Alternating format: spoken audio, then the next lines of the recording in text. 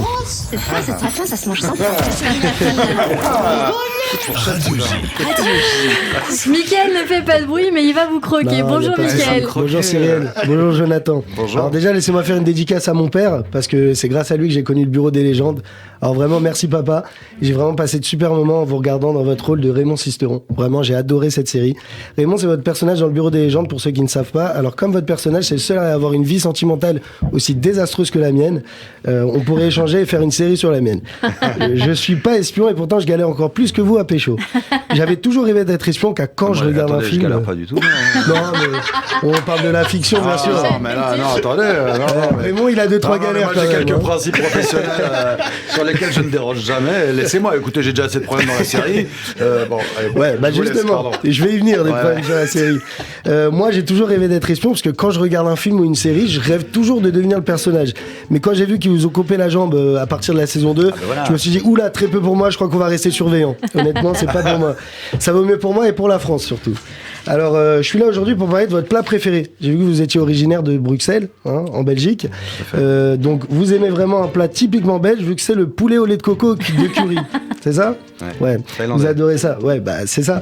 Encore un plat typiquement belge à déguster sur les plages de Pattaya ou de Phuket, la salade de bœuf façon thaï. Ouais, vous aimez beaucoup à ce que je sache. Alors moi, franchement, j'ai essayé. Je vous avoue que ça m'a pas trop réussi, parce que si je m'en sers, je pense que mon corps, il va tout régurgiter. Heureusement que j'ai arrêté la plomberie à ce moment-là, parce que sinon, je peux vous dire que j'aurais vraiment galéré. Et d'ailleurs, après avoir mangé ça aurait été un carnage pour les toilettes du restaurant où j'ai été. Je vous ai aussi vu au cinéma, dans le Grand Bain. Alors voilà pourquoi je mange pas vos plats typiquement belges, enfin on va dire typiquement thaï.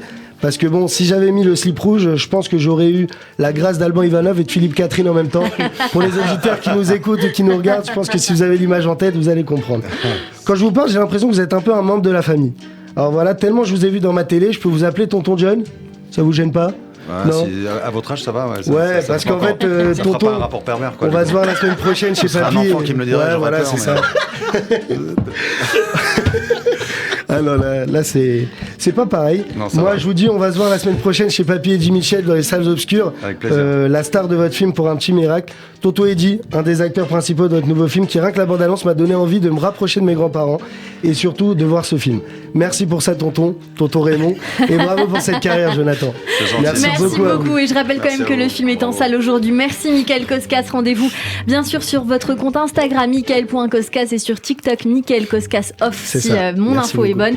En podcast bien sûr sur le YouTube de Radio J, radioj.fr et toutes les plateformes d'écoute de l'émission. À mercredi prochain sur Radio J. Et puis vous restez